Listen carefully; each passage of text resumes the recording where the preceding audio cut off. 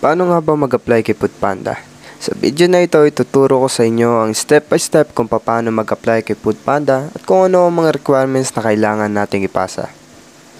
Ang una nyong gagawin ay pumunta sa description ng video na ito at i-click ang link para mapunta kayo sa site na ito. Ito ang bubungan sa inyo kapag naklik nyo na yung link. Ayan. Ito yung mga kailangan na meron tayo kapag mag-apply kay Foodpanda. Ayan, professional driver's license, NBI clearance at TIN ID. Tsaka police clearance yan, alin dyan sa dalawa.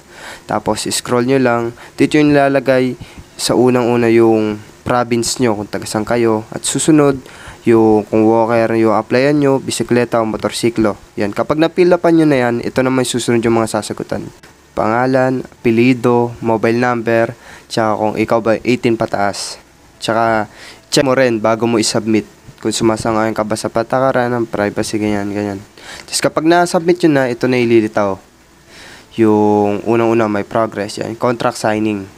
Yan, nasa sa inyo kung babasahin nyo to. Yan, pwede nyo naman skip yan. Check nyo bago nyo i-submit ulit. Yan, kapag na-submit nyo na, sunod naman kayo sa next. Ayan, yung start ulit. Document collection naman yung susunod. Kapag na-click nyo na yung start, ito naman ang mga lilitaw. Katulad lang din nung sa una. Yan. Kung a-applyan mo yung motor, ang kailangan mo yung professional driver's license, ORCR, tsaka TIN ID. Yan ang mga kailangan. So, ito yung mga sasagutan kapag na-start nyo na. Dito nyo nilagay information, yung date of birth, gender, yung civil status, kung single ka ba o kasal, tapos yung complete current address, tapos yung alternate phone number, yung extra number nyo. Tapos, pag ni-scroll nyo pa, ito pa yung sagutan nyo, yung personal picture.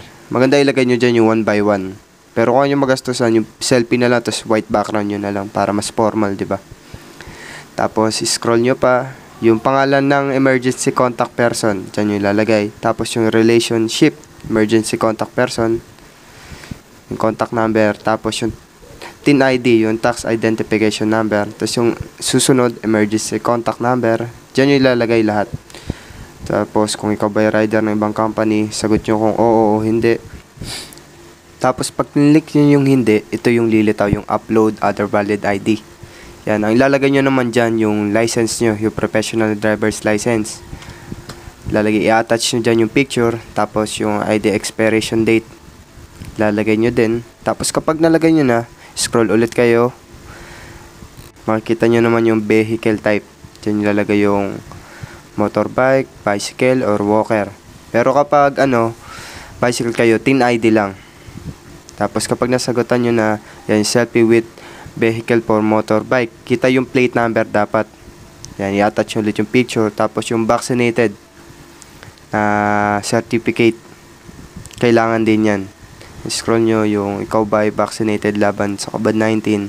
Yan, fully vaccinated, partially vaccinated, unvaccinated. Pili lang kayo dyan. Tapos, dito nyo ilalagay yung yung vaccine card. Yan, pwede na yan. O, certificate, alin doon sa dalawa. I-attach nyo ulit yung picture dyan. Tapos, click nyo lang yung, isa lang naman yung option dyan Oo lang lahat. Sagutan nyo lang. Tapos, kapag nasagutan nyo na yan, i-start nyo na. Tapos, ito yung susunod na step. Ito na yung susunod na step, yung phase 2 na, yung training. Wala na yan, ito na pala yung last part na pag-a-apply. Ganun lang kadali mag-apply, napakatuli lang, saglit lang. Kung meron kayong di naintindihan sa video na ito, comment lang kayo. Sasagutin ko yan. Yan, ito yung lumitaw. Nalimbawa ko lang to, nag-apply ako, nanghiram lang ng ibang number. Ang gamit nga pala natin sa pag-a-apply ngayon ay cellphone. Pwede yan, cellphone o computer, dyan sa dalawa. Natapos na natin yung application form natin kay Panda. Ngayon, mag-aantay naman tayo ng text kay Panda kung makakapasa ba tayo. Yan. Ang magte-text sa atin yung FP alert. Yan, tandaan nyo yan. O kaya yung Foodpanda. Hindi tayo makapag-text sa number na yan. Yun yung mga legit Kasi baka mamaya may mag-text ng number lang sa inyo. Kaya ganito, ganyan. Scam yun. Basta lagi nyo lang tatandaan yung FP alert or Foodpanda lang yung magte-text sa inyo.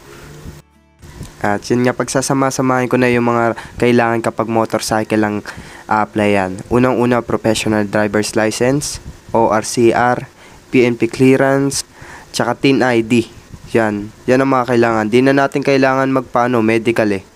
Yun lang yung kailangan. Tapos sa bicycle naman, ang kailangan natin, TIN ID, PNP clearance. Yun lang. Dito ko natatapusin ang video na ito, at kung mabot ka man sa part na ito, maraming salamat at sana nakatulong tong video na to. At kung meron ka mang hindi naintindihan, huwag kang mahiyang mag-comment.